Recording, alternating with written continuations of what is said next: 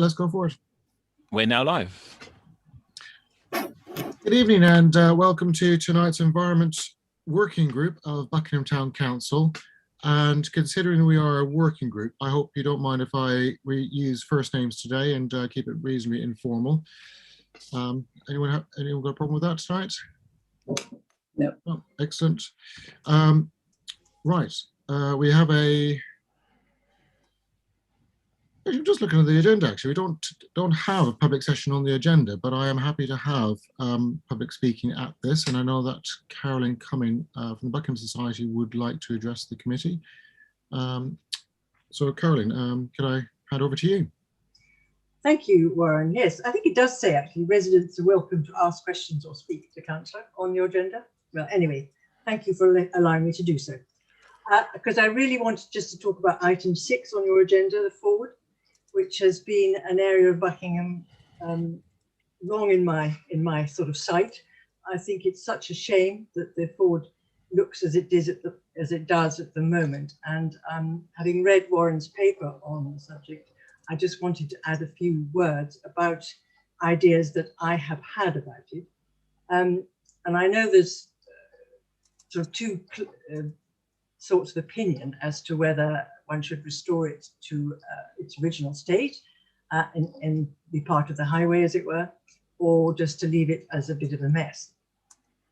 I think at the very least, some sort of maintenance on the green rubbish that surrounds it, brambles and the like, should be removed.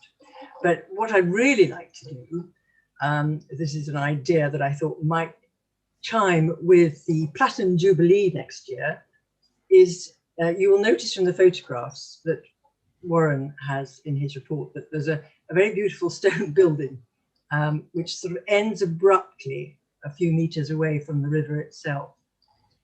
I would never think about restoring the stone building, but the wall, there is a stone wall that still exists, and I imagine it's part of the original stone wall, which when the building was taken down and the area had garages built behind it, with a rather unattractive brick wall connecting the garages to the stone wall.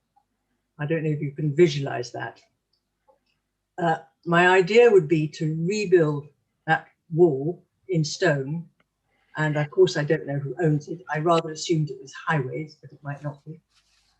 And to insert a seat into the stone so that you had a sort of slab into the wall that we could sit on and admire the river. And really just to have a sort of grassy mound in front of it.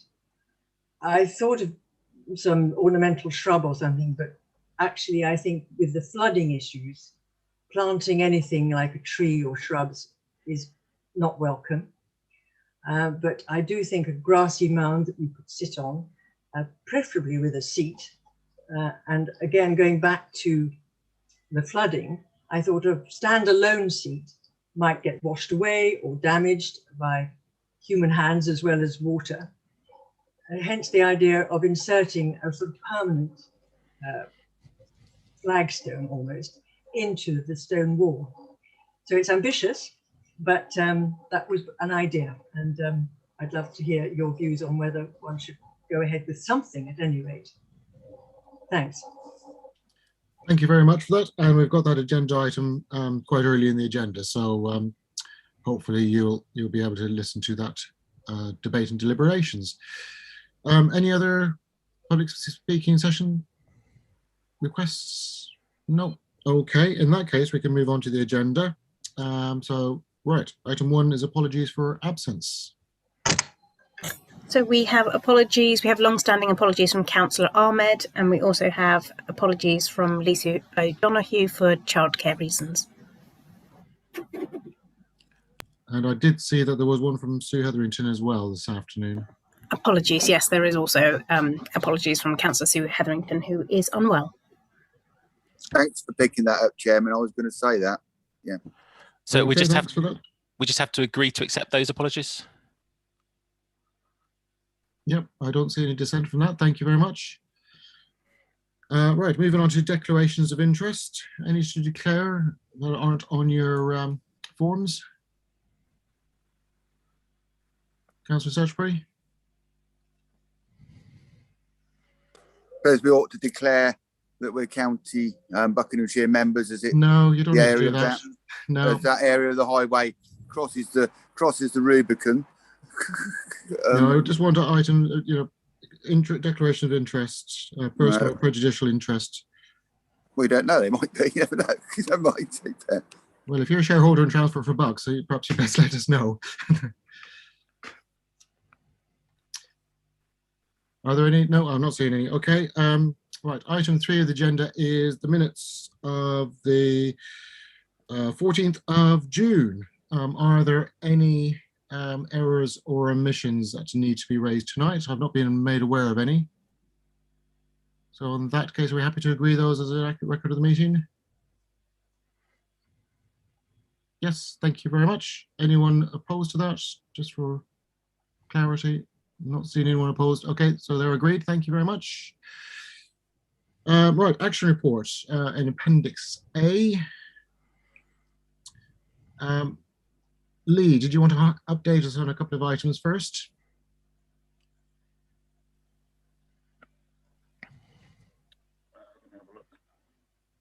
For some reason, I'm not hearing you, though you don't appear mute. Is that better? Yep. Is that working? Okay. There's a few bits on the agenda which we'll cover. We've been working on the litter bins, so there was some for Tindrick Road, and we've got those installed, and we got the dog bin reinstalled because it got knocked down as soon as they put it up, but that should be all fixed up now. But that's about it, I think. Okay, thanks, Lee. And as you say, we're discussing the cemetery later in the agenda. Are there any specific questions on the action report?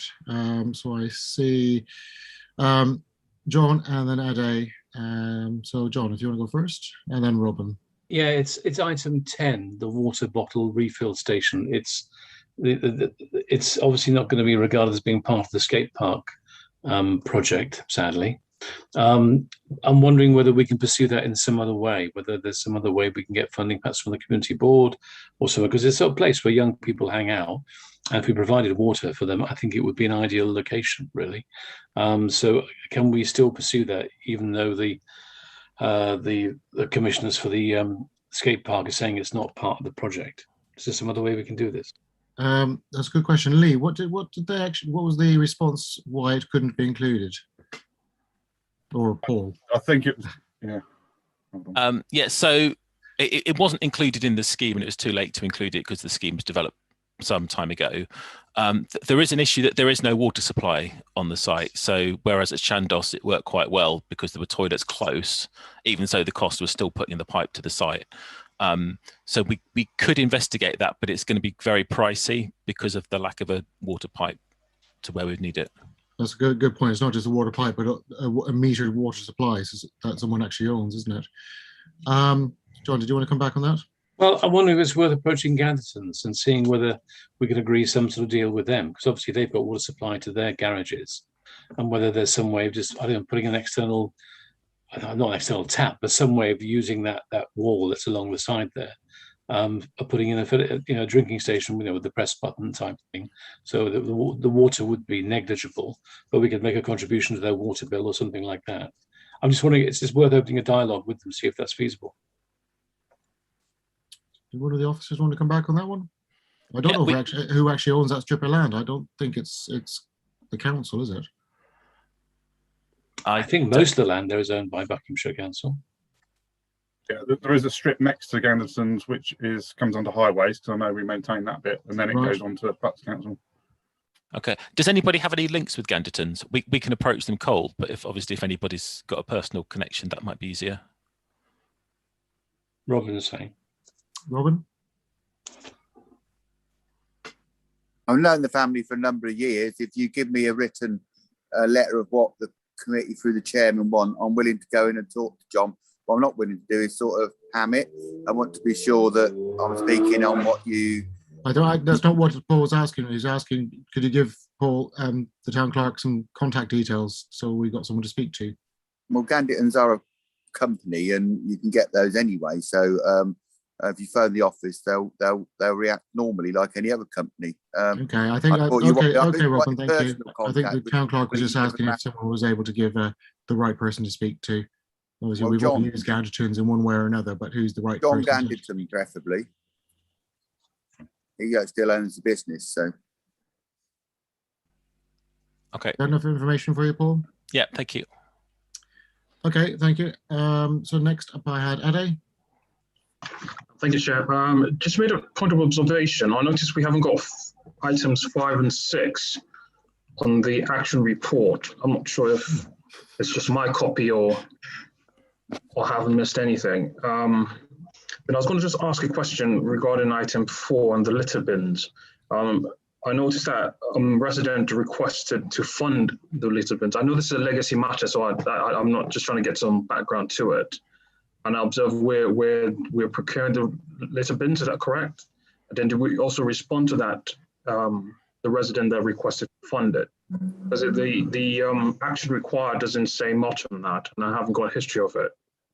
So, yeah, I can explain. The way it works is that the pole mounted bins that we use, we supply and install, and then the Bucks Council actually empty them. So they have to agree where they go, and then we liaise with them, and they actually empty them, and it comes under their street cleaning contract. But we actually supply and install the bins when we have, I think, 6 or so left in stock, and when we've used them all up, we get some more, and so they're used for new ones like that, and then quite often they need replacing when they've been vandalised or broken. So. I suspect that's not quite what you meant, was it, Ade? Because the way I read it and the way you asked it is that the action said that members received and discussed a resident's request to fund a new litter bin. Was that a request for the town council to fund it, or the request for the resident to contribute to one? Thank you, Chair. That was actually my question. Yeah. Yes. I mean, we fund the litter bin, the installation of the litter bin. Right. Okay.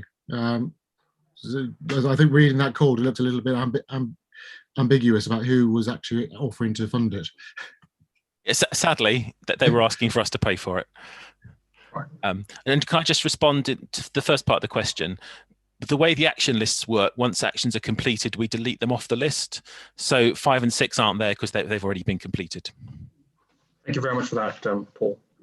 Okay, so as the year goes on, will we end up with higher numbers, but gaps obviously appearing in the list? Yeah. Okay. Okay. I think I had Robin next for questions on action report. Yeah, Chairman 18. It's got a date of July. That's clearly gone. Footpaths with Buckingham Society. The date of July is clearly gone, so that action list date needs changing, or some explanation why not. The other matter being isn't on the action list, which is quite a high. Well, we're only dealing with the action list, Robin. So it's rather important, Chairman. So no. We're dealing with the action list tonight, Robin, on this agenda item. So well, it's been dropped off the action list. If we could have an officer response to your question about item 18. Obviously, there is still a week of July left. We're not quite finished July. But what is the current situation with this action? I think the press release is about ready to go. So we'll try and get it out this month. And if not, it will certainly be within August. Okay, well, let's try to hit our dates that we've set ourselves if we can. Thank you. Next item. I'm only dealing with the action report. Well, it'll be a motion to council, or the chairman can answer the chairman can allow the question. Robin, you've been on the town council. Robin, please stop. You know that I can only discuss items on the agenda. So if you want to propose something for the agenda, you know how to do full it. Council. That's fine. The town clerk will have to write a report for full council. That's fine. You know I cannot take items that are not on the agenda. You know how you've been in the town council longer than I have, so you please do not abuse the committee. Right. Any other items on the agenda? Oh, John, do you have another one on the action report? You'll have to unmute yourself. I think you can hear me now. Yes. Okay, so a number of items actually. One is the item number 13. I don't quite understand the last sentence of the update, that due to the nature of the issue and the area to be worked on, they have not been able to confirm a timescale for the proposal. I don't quite understand the temporal physics involved here. We know what the problem is that the ramp and the drop curve are in the wrong places. I don't see how that prevents them from saying, yes, we'll do that by the end of August, or yes, we'll do that by the end of September. That's one point. To deal with that, then I've got another couple of points as well. Yeah, so we could deal with them separately. I think that would just be helpful. Okay, well, I'll come back to me afterwards. So I do know that our local members have been looking at this, but I don't know if the town clerk or Lee has an update, or if we can invite Carolyn. But Paul or Lee, have you got an update? Yeah, so, well, Carolyn has received a response, which was a kind of, I think there've been 2 responses, both of which have been, we'll get back to you with something concrete, and we haven't actually got a date yet. But we've had a couple of, yes, this is important, we will get onto it responses in the last 2 or 3 weeks. I mean, the wording there is their wording, which might tell you something about how they've been communicating. So we're kind of optimistic, but the proof of the pudding's in the eating, isn't it? If I was to invite suspended standing orders, could we invite our local BC councillor, who I know has been dealing with this, to maybe give us an update? Would that be agreeable? Yeah, I'm seeing nods. So if you'd like to give us a quick update of where you are with this. Me, yes. Yes, please. Yeah, sorry. Sorry, they're on my list to chase again this week, because the CEO of Taylor Wimpey has taken it on board now, and he's going to push for it, and they promised to come back to me within a fortnight with a date. But I'm not holding my breath, but we'll carry on pushing him, yeah? Because he's actually also on a board of some children's charities and things, so he won't want to be seen to be making things difficult. Okay, so it sounds like they want to do something, but they're being a bit uncommittal about timescales. Is that a reasonable Well, I think like with all these big organisations, that it's very difficult for them to do something small. So I think they're sort of messing around trying to sort that out. But I promise you, I will come back to more firm news ASAP. Okay, so if the town clerk could keep in liaison and we keep pushing that one. Thanks, John. The next one. Yeah, I just keep pushing, I think. Yeah. The other point was item number 20. Have we had a reply to the letter that it will be the surface water and the problem with the flood drains and so on that Terry Cavender highlighted is going to be within scope of the flooding review? Have we had a confirmation that they will be looking at that as well? Yes, we've had a reply, and the reply was they will take account. I can't remember the exact wording. It wasn't saying that they will do a thorough examination of it as part of the S19 review, but it will be mentioned. The suggestion was that it would be very, very expensive, but we are waiting for a fuller response. So the S19 team are aware of the proposal, and they're going to certainly mention it in their response. Okay, so probably something to pick up once we know what the Section 19 draft looks like, I think. Okay, my third point then is the last item 24. I don't know what Love Parks Week is. This is a new thing for me, but I wasn't entirely sure where the article is going to be published. It says article be published as part presumably of Love Parks Week, 23rd of July, the 1st. It left me a little bit wondering as to exactly what that means. How is that going to be consulting people on their views about street lighting in the parks, and whether we need more or less? Good question. Who can take this one? Paul, is this one for you? Nina, I think Nina will give you a better answer than I will. So Love Parks Week is from last Friday until the 1st of August. So it's a national campaign, which I think is spearheaded by the Keep Britain Tidy. So we are rolling out throughout this week press releases basically on social media around our parks. And we've written an article around street lighting in Buckingham, in which we've talked about what was discussed at Environment Committee or Environment Working Group around street lighting, and asking for people to come back to the team, to the office, on areas that they feel need more illumination around the town centre and the parks. Okay, And great. Okay, I'll look out for it then. Okay, thanks.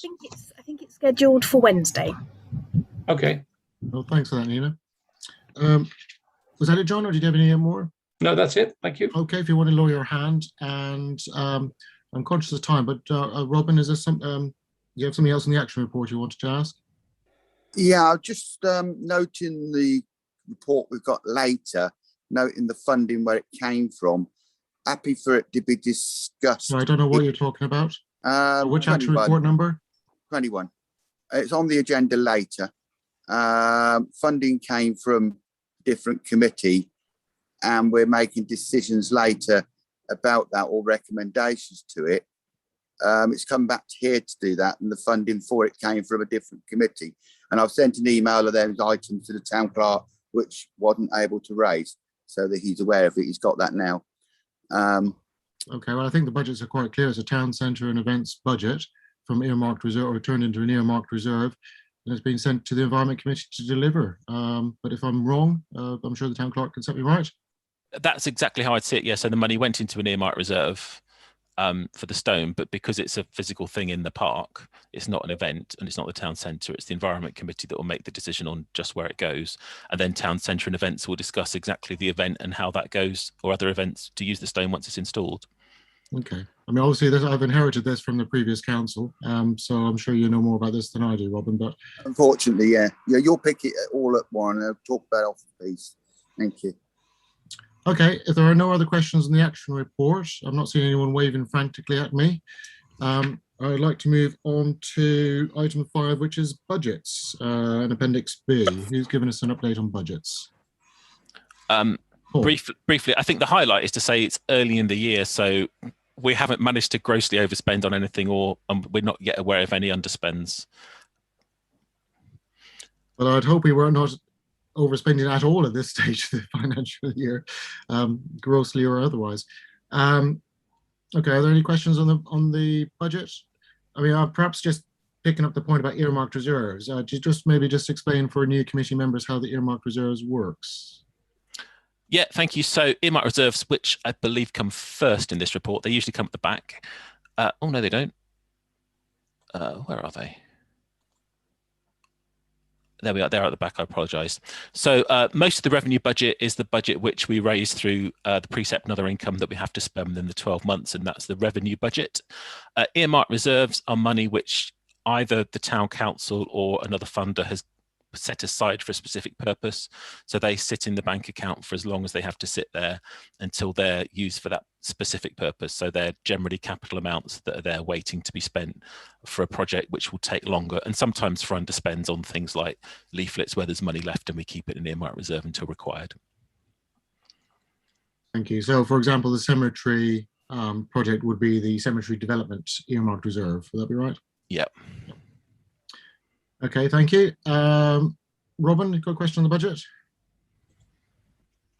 Yeah, thank you, Chairman. In light of the community centre, which is 4085, and the report we're waiting for the town clerk on issues to do with the community centre, can I propose that the chairman holds on to that money until that report's produced? That we don't, it's structural repairs for the community centre at Buckingham. There's some issues that I think you need to be abreast of, and those were issues I wish to raise, but I think we shouldn't be allowing any of that money to go out until such time as we've had the report from the town clerk. Well, there's a budget line for this year, £2,030. Paul, when are we expecting that to come to the committee to discuss? So at the moment, I have no immediate plans to spend that money. And as Robin says, there is a tender due to go out for a detailed survey of the community centre, which we'll hope to get out over the summer. So, and there's certainly no plan. Obviously, if there's an emergency, we'll have to spend money on the building. But other than emergencies coming up, there's no plan to spend that money until we have the survey back. Through you, okay, Chairman, can I suggest the town clerk brings you up to speed on that rather than try and do it in a meeting? because there are some I'm issues. sure the town clerk will update me as he sees fit. But which budget will the survey come out of? Will that come out of that budget line, or is there another line? Oh, Lee, could you remember where the survey was coming from? Sorry, yeah, I think it was that budget line, I believe. You're not going to get an awful lot of money if there's anything to repair, if the survey is included in that £2,000. That's why I wanted it on the action list. Yeah, thank you. But okay, right. Yeah, that's a good enough answer. Let's talk about this again. Thank you. The report will help us set the budget. Basically, it'll tell us over the coming years what we'll need doing. So it'll help us set it in coming years. Right. So did the council set the budget title structural repairs or structural investigations? Structural repairs, yes. Well, there wasn't, up till a couple of years ago, there was no budget for repairs on the community centre at all. So we introduced a modest budget initially because there's bound to be some repairs, and then we're arranging for a survey which will give us a long-term better understanding of what the budget should actually be. Okay, so you're sort of hinting that there may well be a budget bid in the 2022 budget process. Possibly, yeah. Okay. Right, yeah, we'll come back to that in due course, I'm sure. Okay, if there's no other questions on budget, let's move on to item 6, which is the Ford at Ford Street, and Appendix C. So I asked for this to go on the agenda. As many of you will have noticed, if you've been walking around town, it's looking pretty overgrown, and Carolyn did allude to that point in her comments in the public session. So there's a couple of things I just really wanted to get the committee to discuss and think about. One is, are we happy with the level of maintenance, which seems to be a sort of an annual once-off hackback rather than a more regular keeping on top of things? And it certainly is looking extraordinarily well established as of last week.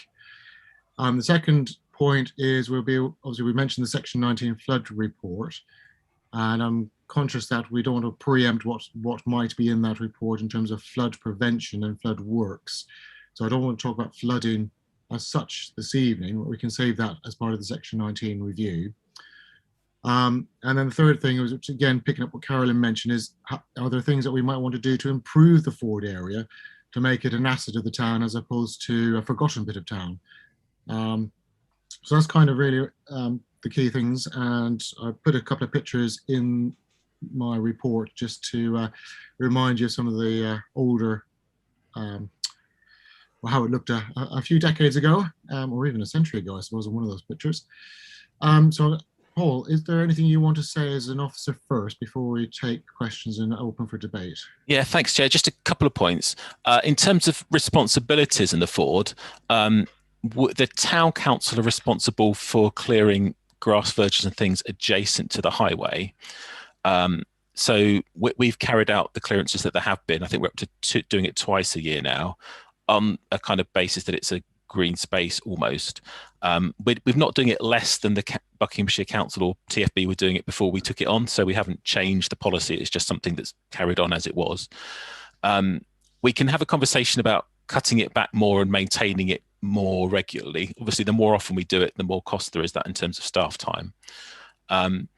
That's one conversation. The other conversation Warren alluded to is actually, do we want to do something more dramatic and restore it to its former glory, turn it into a Ford? And that would be a conversation between the town council and Buckinghamshire Council, very much so, because the town council can't manage it or restore it as a highway. That would very much be something for TFB and Buckinghamshire Council. It's a bit of a grey area, because if you see the Ford as something you walk past, then it's just something by the side of the road. But if you see it as a highway, then it's clearly not a town council responsibility, and that's a different conversation. But TFB don't have an appetite to take it on at the moment, and it's not on their list of things they feel responsible for.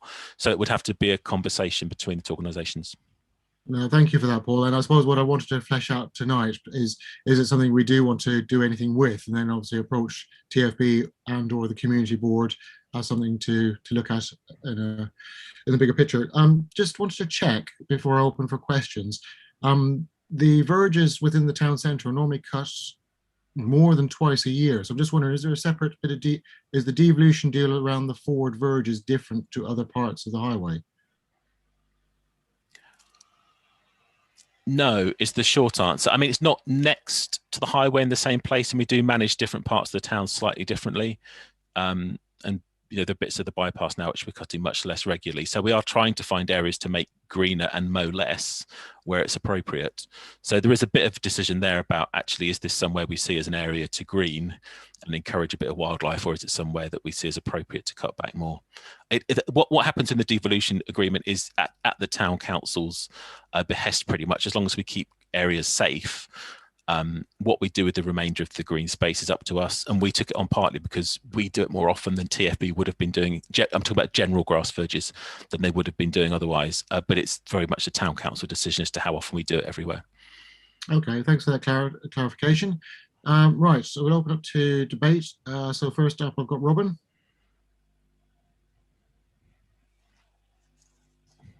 Firstly, thank you for putting it on the agenda. It's an area which hasn't been discussed, let's say, widely for at least 10 years. The pictures that you put up, Warren, were quite interesting because there seems to be another outlet under the bridge, which is no longer there, which it seems to be overgrown. So that suggests that the flow of the river through the area has changed somewhat since there. Also, it is still technically highway, I believe, till corrected, and it is whether we go into a proper restoration. Now, that is something which is a long-term aim, and I think if we do that, that should be something we should seek funding from the Emerging Community Board as a project, because this is technically Buckinghamshire Council's land, and technically we may manage the project, but I think it should be something we should work in conjunction with. We can't leave it as it is forevermore. You used to be able to drive through there much more easily than you can now. What we do need is to have there's been suggested, a proper look at it, to see what effects it is, and the survey you referred to, Chairman, needs to be seen before we make a decision. And I'm quite happy that we take a serious look at this in partnership with the community board to try to do something with it, and what it ends up like will come out of those discussions. I don't think we should try and plan it in a meeting. We should take the evidence and see where we go. But I am interested, really, as I said earlier, there seems to be a way of water getting out and under from the river, which is no longer there, which is really good that you've put that photograph up. I didn't know there ever was another sort of tunnel stroke let for water to get out, and it's clearly gone. So that's changed the nature of the way the water flows through the town. Thanks, Robin. I can say that I can't remember what year it was, but that bridge that is in that picture obviously is gone. And when they replaced it with the new bridge, the river opening was widened and took out that hole. So the hole was incorporated into the overall opening. But yes, it was definitely a different arrangement previously. So I think actually, before I respond, are there any other comments from the committee? Oh, sorry, Anya. Sorry, I didn't see your hand there. Beg your pardon. Over to you.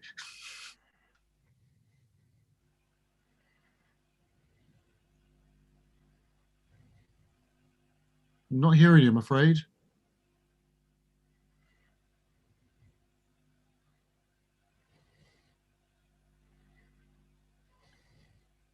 There must be something wrong with your microphone because you're not muted, but we can't hear you. Is there a button on your microphone? Because that might be. Ah, can you hear me now? Yeah. Good tip, Ryan. Thank you. Good point. Thank you. I think before we probably need to think a little bit more carefully and consult a bit more widely as to what it is we actually want with this area, because I'm hearing at least two different potentially non-compatible proposals here, and one of them would be a restoration to its former glory or otherwise. Whether that should involve it being navigable again, or not navigable, but whether we actually want people driving through that is, I don't think, a foregone conclusion, because I think we quite possibly don't. And then there is a question as to what kind of looks we want to achieve, and also whether there is a wildlife benefit that we could achieve with managing it differently. So currently, obviously, it's growing, but it is mostly grass and, just random things that grow. Is there anything that could be done to make this an asset for wildlife? And that could also then, as Carolyn's comment was earlier, be an asset for people to sit and watch and enjoy. So the two things, restoring it to what it would have been 100 years ago, and a more modern take on what a ford or what that area could bring to the town, aren't necessarily the same thing. So I think we would need to think a little bit about what it is we want, and we probably need to consult about this as well. Thank you for that. I mean, certainly when I was looking at it in detail, I'm concerned that a lot of the grass and shrubbery that we see this year is actually growing out of the silt from the December floods. And it doesn't appear that there was actually any silt clearance after the flood event. So I am concerned that we've got a maintenance issue, and then obviously the long term, as you say, Anya, that what do we want to do with the ford long term?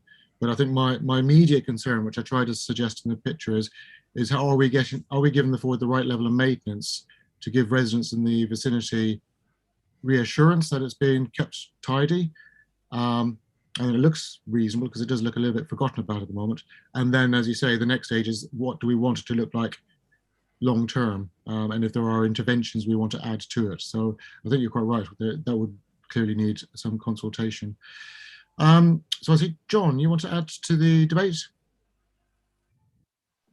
Yeah, I'll back up what Anya just said. I think for me, I mean, the principle I think is one that's worth exploring. But what I don't have yet is a sort of clear vision as to what is being proposed and maybe what the costs of it would be. What I would suggest would be a way of moving forward on this would be to convene a small working party to come back with some particular recommendations for us to kind of debate. I mean, some of the visions from the past look attractive, but I think some of those wouldn't be feasible anymore.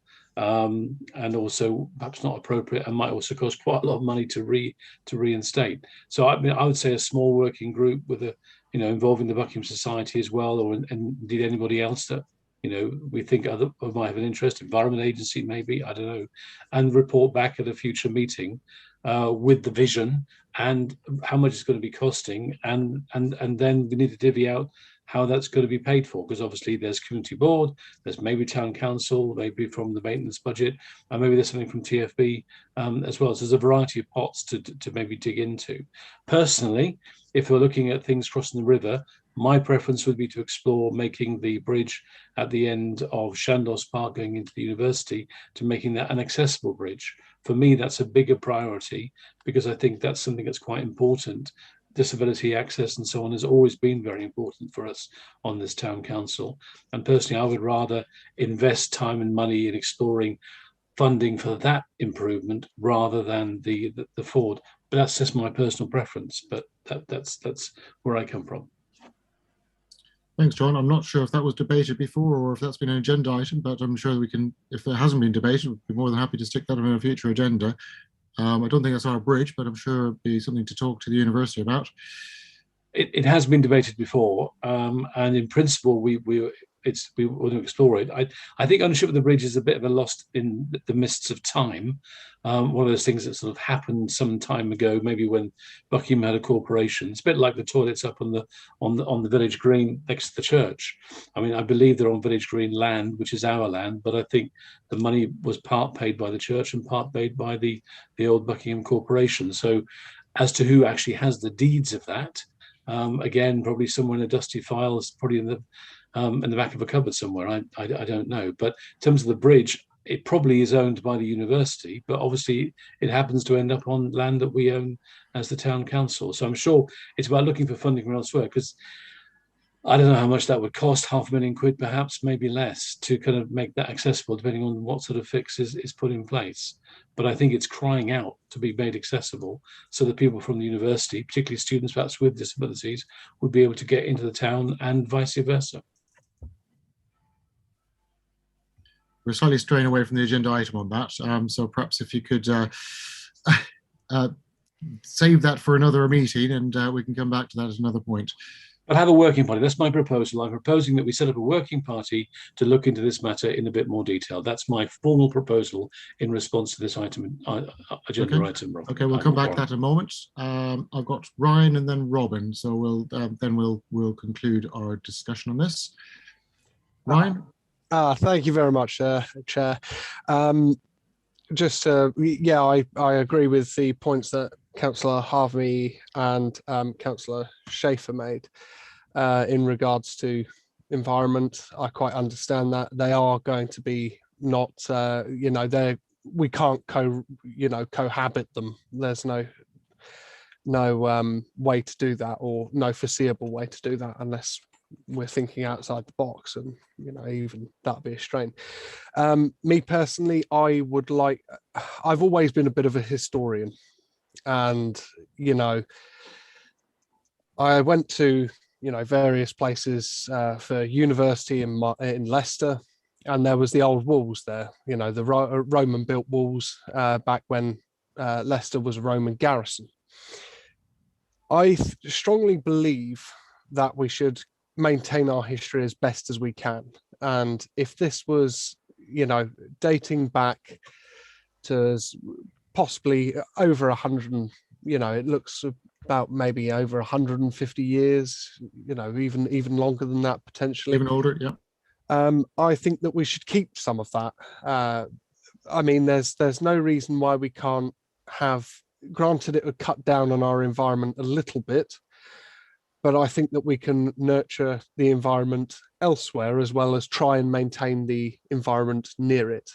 It's not a case of completely trimming it all back. That would be that I would like to see it restored to its former glory. Essentially, that's my personal view. Thanks for that. Before I go on to Robin, just to let you know that the ford was operational until about the very early years of the 1800s, when it got bypassed by London Bridge, and the turnpike was realigned. So poor old Woolpack lost its passing trade at that point. Robin, final point from you? Yeah, just 2 points. Secondly, I think the working group options the way forward, Chairman. That brings everybody's views to a conclusion and a way forward. But can I just make the point that devolved service isn't an endless budget, and that it is a defined amount of money which we are allocated by Buckinghamshire Council, hasn't gone up, notably in any great rush. What we do with it is instructed through works from Transport for Bucks or requests and whatever. So if we're going to use budget what they've allocated us to bring this, like you said, the silt away and stuff, that's money we can't spend somewhere else. So I think a sensible discussion about devolved services needs to be had at some time. If we're going to, as a council, take on more of these things, the budget needs to grow from Buckinghamshire Council to an amount of money which covers it. Because I'm conscious to the correspondence that I have, that when it's shifted towards Lee to sort out, and there's a limit to how much money it is. It's not a huge amount of money, but I'm happy for the town council to do more if Buckinghamshire Council increases the devolved service funding. What I'm not really happy for is just to double tax people by actually eating into the Buckingham Town Council's funding to do that. But I do want to second John's proposal to go away with a working group. I think the suggestions by Councillor Schaefer can come forward in that suggestions. The Councillor Ryan's suggestions and the Buckingham site suggestions can all come forward, and between that and when you are able to give us the report from the flooding, it will be able to influence those decisions. So I think it's the way forward and come back with a proposal, and maybe with the chairman's agreement that if there is a formal proposal, then we take it if there's a funding request to the community board. Thanks for that. Yeah, you're quite right. I'm not looking to spend more money necessarily. It's just, are we actually delivering what we set out to deliver? And I'm just nervous that because we leave it to once or twice a year, it becomes a bigger problem rather than maintain it regularly throughout the year. And we presumably are being paid as part of the devolved services to do something there. But as you quite rightly say, Robin, if there are extra over services that we want to offer to TFB, then it has to be remunerated.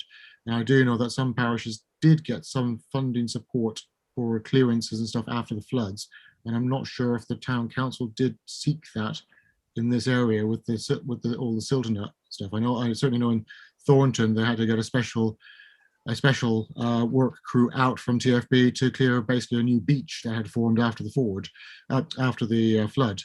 And I'm not sure if that happened. Well, it doesn't look like it happened in this situation. So I think the problem is because it's under devolved services, TFB kind of leave it to the town council to report. And if there are extra over stuff to do, we perhaps need to be quicker at pointing it to TFB for either funding or for them to sort out to keep on top of it.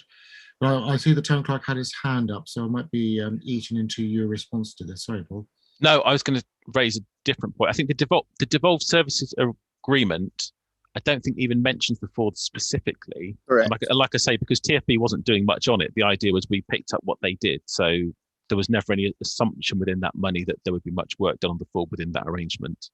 So it's a grey area, but I don't think Buckinghamshire Council could expect us to do any more to the Ford within the devolved service arrangement. There's probably some flexibility for us to do things if we so choose, but that would be at our cost. The point I was going to make was just going around to the point about consultation, and is that something the committee would like us to take forward? We could do an article in the newsletter, we could do a Survey Monkey on this is a bit of the history of the Ford, and we're looking for residents' views on what to do with it. Because I suspect whatever we do, there are going to be a lot of views and opinions. So it could be a good time to do some kind of consultation and carry on the discussion that Warren started on Facebook in other ways as well. Thank you, Paul. And that was a neat segue for me trying to sum this up. So yes, there were a range of conflicting ideas and ambitions for the Ford on social media. So I think whatever we want to do, we certainly have to consult and test any ideas out, because there are everything from turning into a fully functioning Ford right through to turn it into a wildlife reserve. And I'm sure there's something in between those two extremes that we probably want to find a solution to. But I think the proposal for a working group is probably a sensible way forward. So we might put that to a vote in a minute, because I think there are too many things to discuss and debate in committee. But I think if there's a chance to bounce a few of those ideas around, and if the Buckingham Society was able to join that, I think that would be useful to give a civic amenity view as well. And then that could come back to the committee for a more formal next steps. And I suppose the working group probably would need us to meet before we started consulting to the public, or are you thinking more about just a broad, what do you fancy about the Ford before the working group met? But I'm tempted the working group met first before we sort of agree. Otherwise, we might start too many hairs running. Totally agree, Chairman. Okay. So Ryan, did you start before I just get to a recommendation to vote on? Was there something else you wanted to add to that? I would also add, why don't we get as many people involved in this process as possible? I think that we should also consult the residents of Buckingham Town via referendum or whichever. I know referendum's a pointless word, well, a poisonous word nowadays. It's synonymous with mixed feelings and some angst. But yeah, I definitely think that we should get as many views on this as possible before we commit to a decision. And I definitely like the idea of a working group on this, and support councillors Harvey and Stutchbury through that. Okay, so I think the first recommendation is, and we set up a working group to discuss the future of the Ford. and to include stakeholders as well as the town council. So everyone happy with that? That keeping it simple as a recommendation? Yeah, so do we want to vote on that then? Do we set up a working group? That looks like everybody's in favour. Yeah. Nobody unanimous. Yeah, excellent. Yep. Okay, thank you. Oh, hang on. Fran, was that a hand or a finger for a question?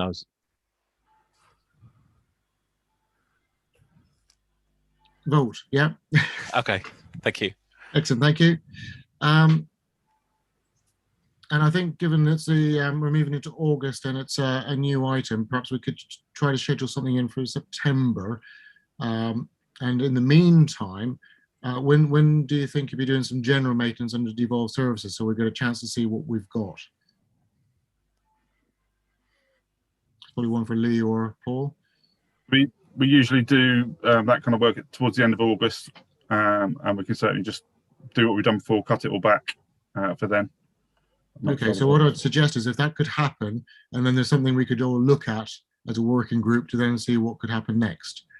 Because that kind of that gets us to sort of a status quo sort of situation, doesn't it? Okay, are we happy with that as a plan of action for that? Yeah, excellent. Thank you for contributions on that. In that case, we'll move on to item 7, the community right to bid, and this is the land behind Castle House, the woodland or the copse or the spinney. John, this is something you asked to put on the agenda, so would you like to speak to this?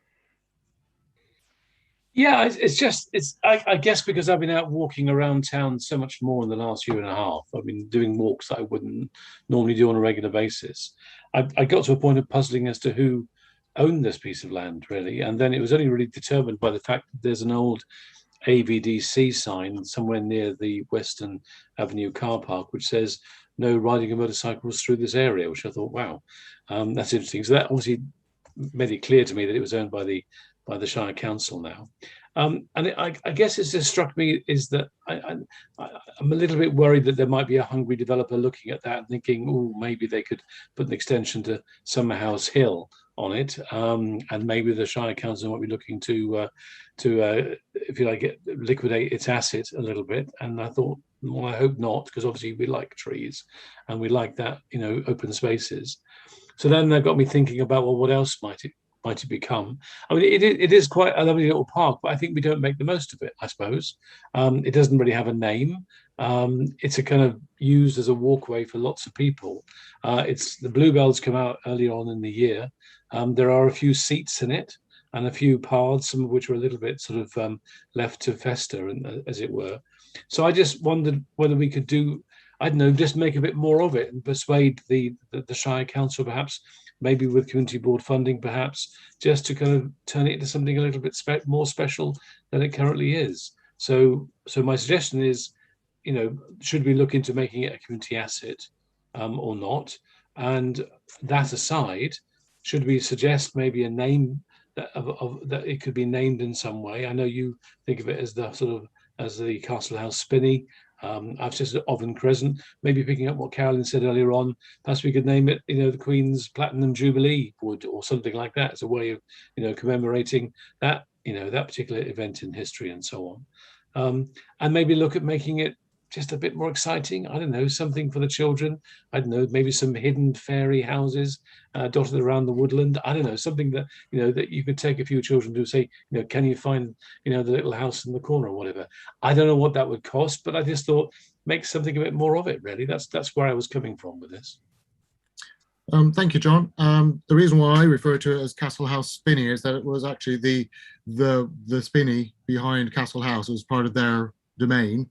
And it was only when the Borough Council owned it, it then got split up. And then in '74, the new district council then sold the house off, but retained the spinney as a green space. And it's been public land, well, for probably 100 years odd now, I suppose. So I must admit, I don't share your fear it's going to be sold off, because certainly as an old county councillor and district councillor, it was never mentioned ever as something that was a piece of land. It'd be like saying, Bourton Park is up for sale. But anyway, let's open this up for discussion. So I think I had Anya first. Did I have you first? Beg your pardon. Robin. Yeah, I don't think I've heard anything, as the chairman says, about it being sold off, but the asset list is freely available of Buckinghamshire Council. It's a very large asset list, and we don't know what, maybe never, maybe what. We don't know what they're going to do in the future. So I think it's worth looking at it. One of the things I have with it is it's the species of trees in there aren't particularly rich for the environment, and some of the, I mean, mainly sycamores from memory. They're not, and they're not, they're not actually adding a lot.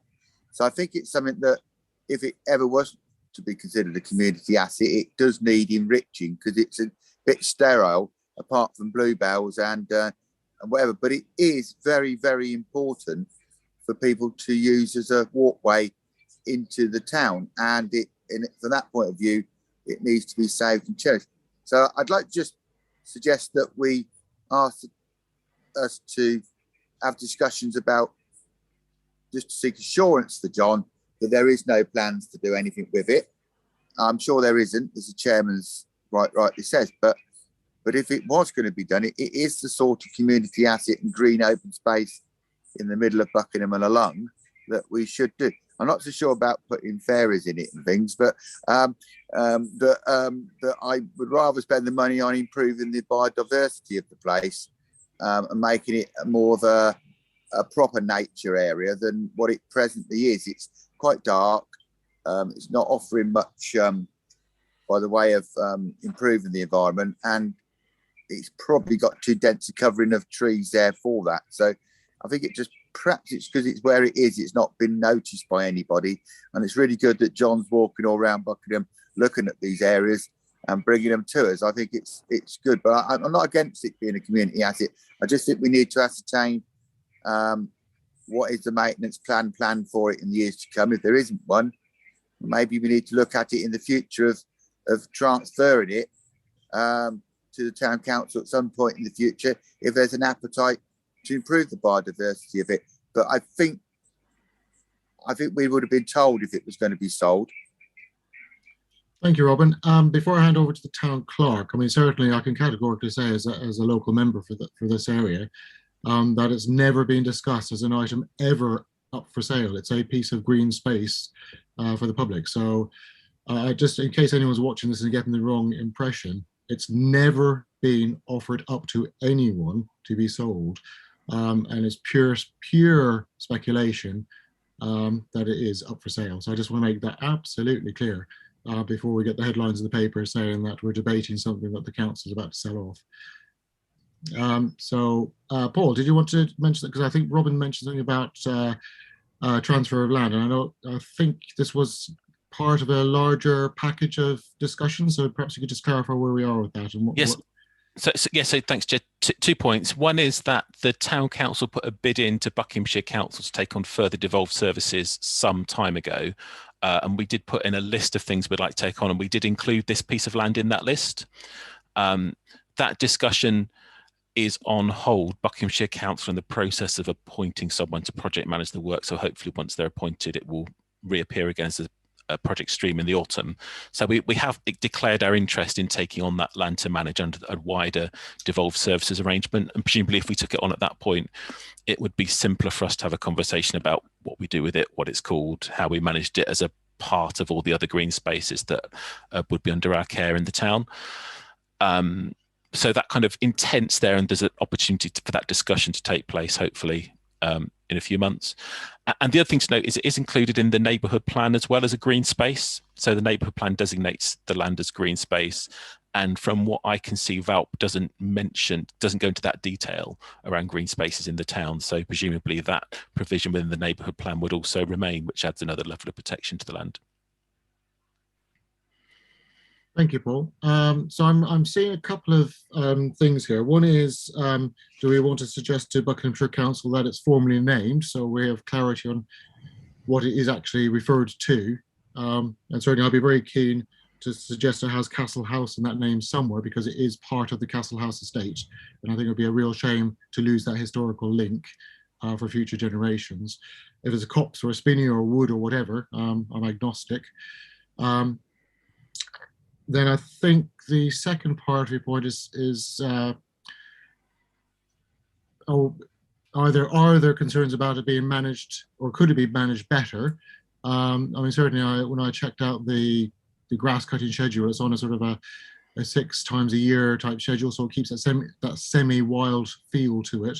I mean, I must admit, I've walked through there for 18 years, and I quite like the semi-forgotten feel to it in the town centre. I think it has a certain special quality because of that, and it's not because we have Chandos Park for a well-maintained park, and we've got the Heartlands and Bourton Park for lots of different types of park, but we don't have a sort of a woodland or a spinney in the town centre as such of that size. So I quite like the way it's left in that semi-managed way, but it's probably off the radar of the Friends, and if there are other things that we could be doing.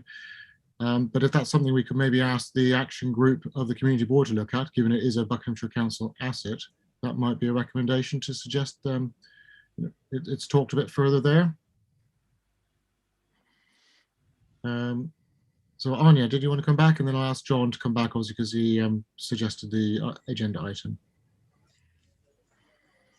It sounds to me like that particular woodland or piece of woodland is perhaps not a super urgent concern, but it seems to me that generally small pieces of land like this would be better managed at the most local level. So I think the town council would be right to consider, I don't know whether it needs to buy it, but certainly would be right to consider whether it should be, or the management of it should be devolved to us. Now, I would agree that it probably shouldn't be overly managed, but I also see Robin's point that bit by bit there might be a point of making it more semi-wild rather than less semi-wild.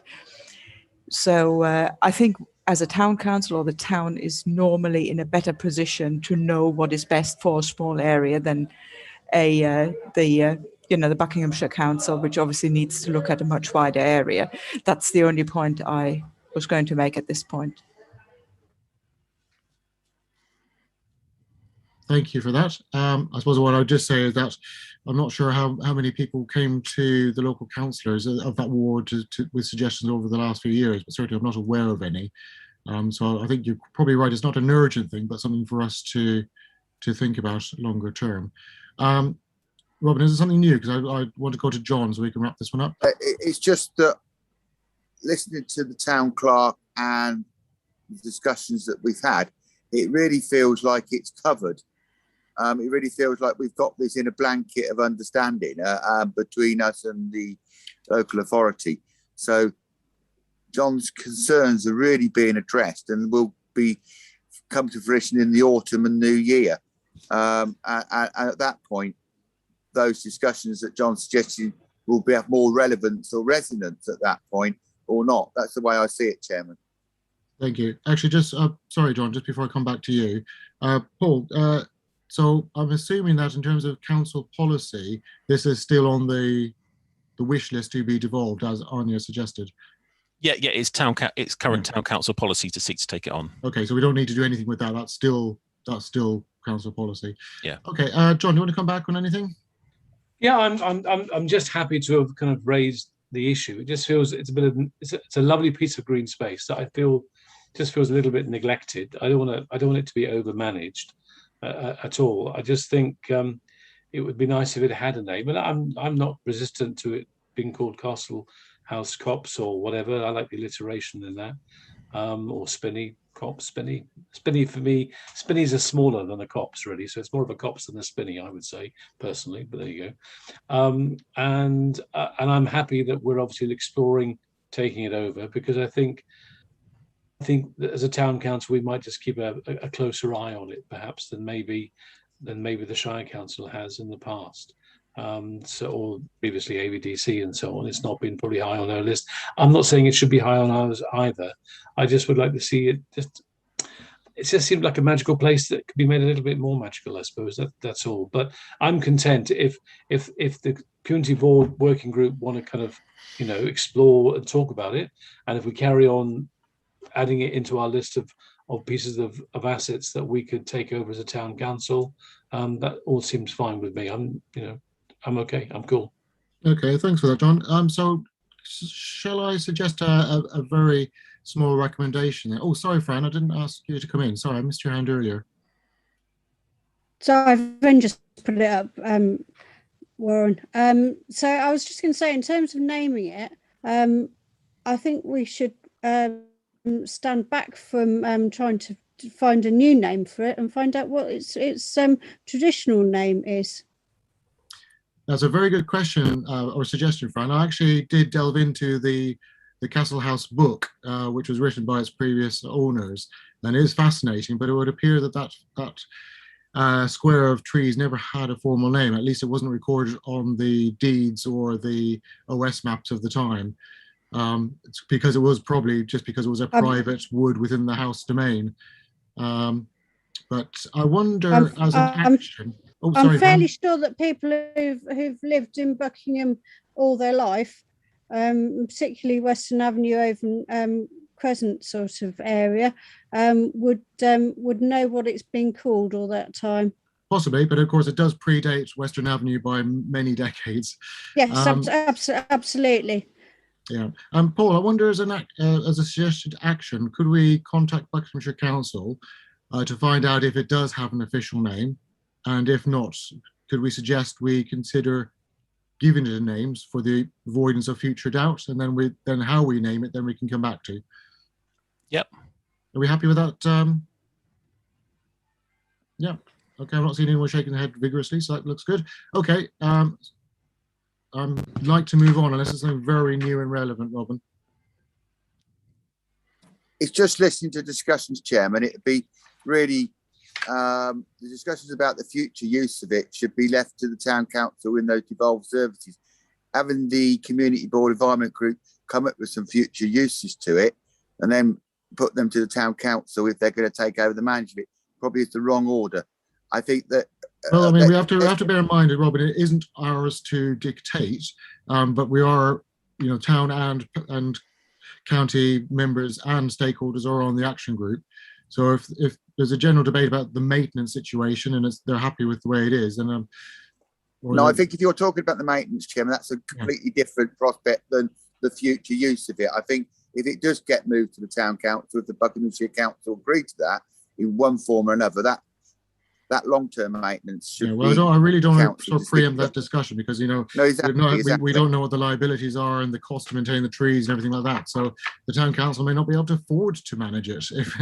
But that's another discussion at a much later date once the council starts those devolution discussions again. But hopefully that'll be later in the year. Did you suggest, Paul, or early next year? I would hope later this year, but okay. I can't speak for Buckinghamshire Council. Of course. Okay. Point well made, Robin. We'll keep an eye on that, but we won't be pushing for action until we hear more about the devolution situation. Okay. Right. Better move on to item 8, which is the Climate Emergency Action Plan update, Appendix D. Is this Paul or Paul? Are you taking us through this one? Nina, I think. Beg your pardon, Nina. Okay, so as with the last working group meeting, we receive an update of the Climate Emergency Action Plan environment. It goes to all of our other working groups and it is also reviewed on a quarterly basis by full council. So you receive a much fuller version of the action plan environment.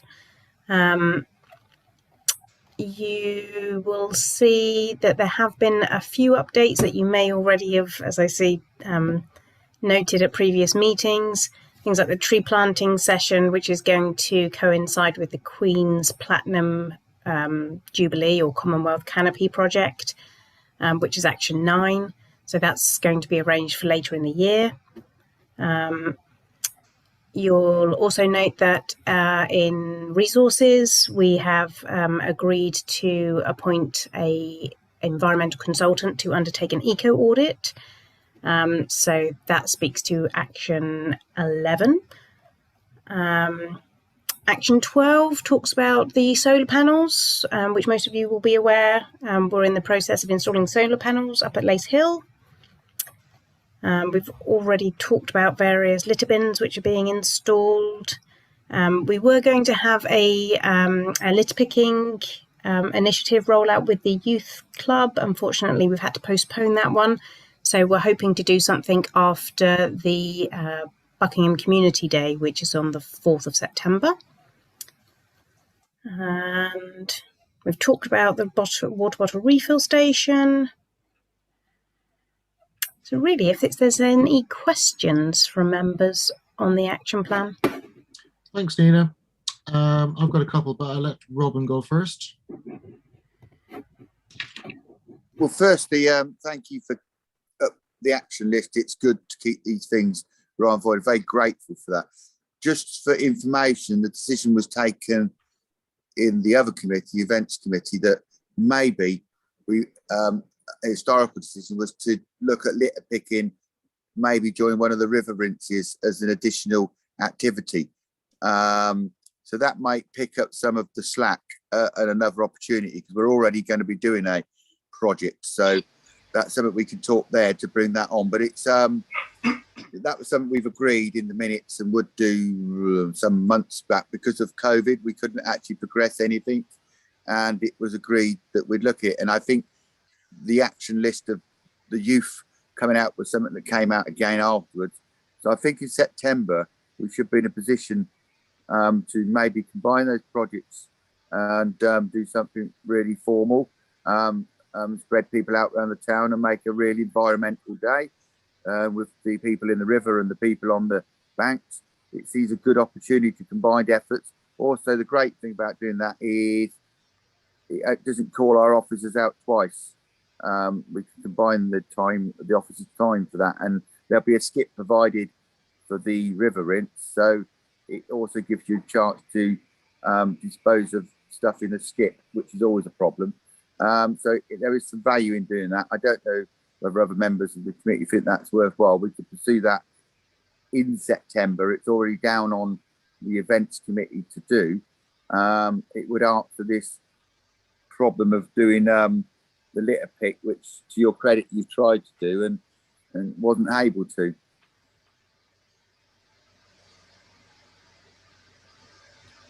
Thanks for that. Lee or Nina, do you want to come back on that? The litter pick with the youth club was a separate event. It was at the request of the kids and the youth team. So yes, those two things would have kind of carried on anyway. So definitely, we've always had, as you say, Council Statutory, a success with our litter picks around the river rinse, and they will take place over 2 separate dates this year.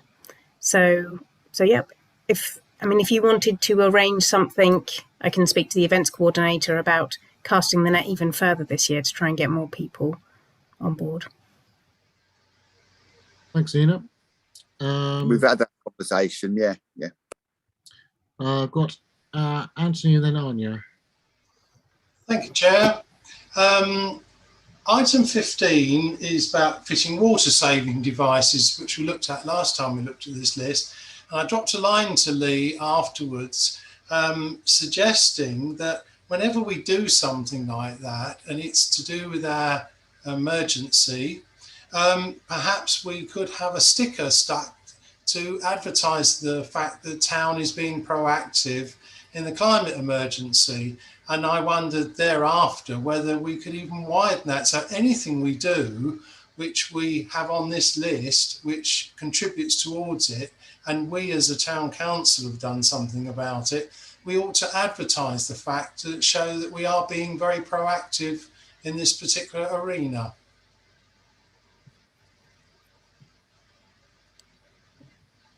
Nina? We do regular press releases. We do sort of on social media.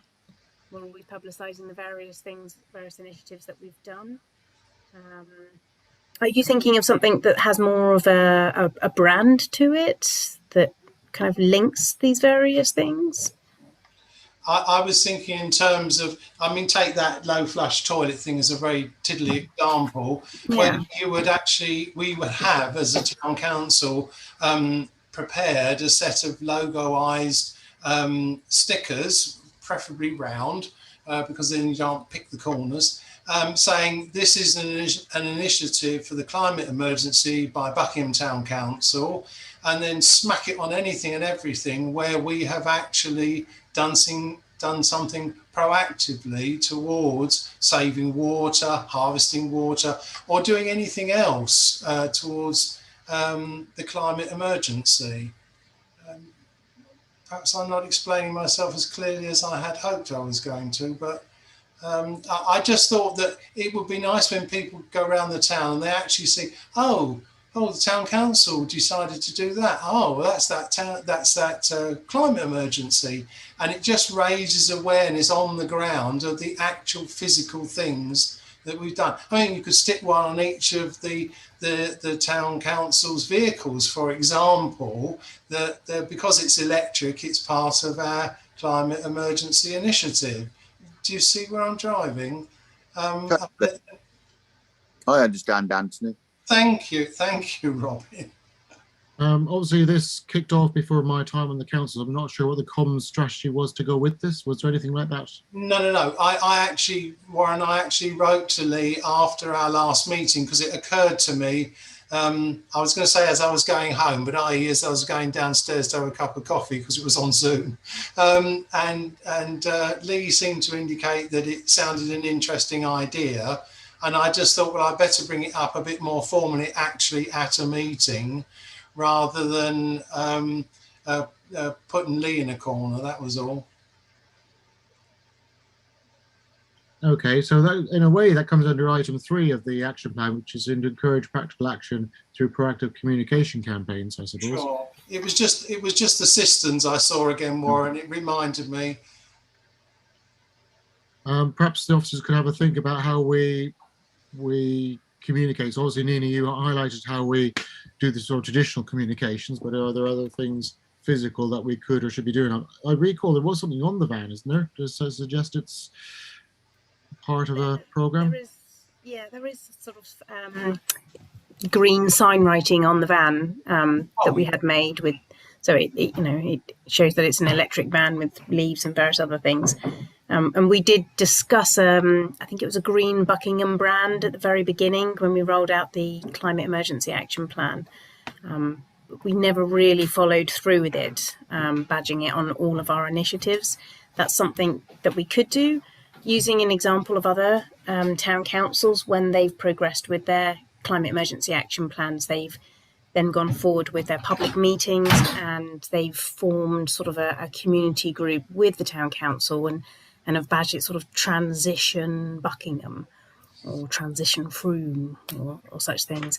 And then they have formed a brand, a logo with the community, and then you get your stickers and various other things. So the green Buckingham logo that's at the top of Appendix D, where did that come from? Is that the town council logo, is it? Yeah. So that could form the base of what Anthony is suggesting. Yeah. Okay, well, can we leave that with the officers to have a think about, and then maybe come back at the next meeting with an update on how we can not plaster the town full of stickers, but use it. Because of course the adhesive on stickers is not particularly environmentally friendly, so we've got to be careful with these things, that we're not undoing all the good work. But perhaps we coordinate that long-term communication as well as the short-term press releases and stuff is that sort of, I think that's kind of what you're hinting at, isn't it, Anthony? Is that there's a reminder that we're up to these things, reminding the public rather that we're doing these things. Yeah, well, when we do something, I mean, yes, of course, we send out press releases at the time, but then if there's something, I just use that silly system thing again.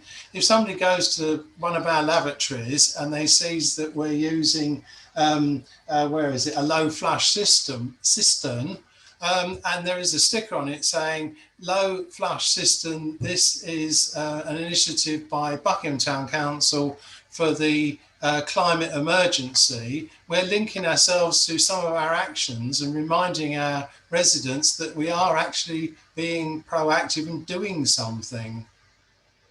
Money and mouth and all that, you know.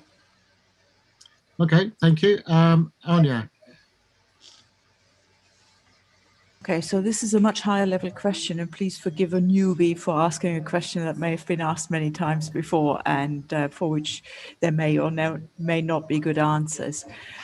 Reading this very long and fantastic list of actions and what has been happening, one thing's occurred to me is, do we actually know how much difference this makes? So do we have an idea of what the carbon footprint of the council is, and or the environmental footprint, but let's stick with the climate footprint? Do we have an idea of what the climate footprint of the town is? Now that's a much trickier bit, but have we looked at this at all before, whether we can track this and whether we have a baseline to this and whether we can see over a period of years, are we moving in the right direction? Are we moving in the wrong direction? Are the things that all the great things we're doing, are they just a drop in the ocean? Are they making a real difference? How big a difference would we have to make? And is it within our purview to actually make any of the decisions that would get us there? So I know this is a massive, great big question. I just wanted to know whether it had been discussed in the Environment Committee or at the Town Council meetings before, and what answers, if any, had been come up with.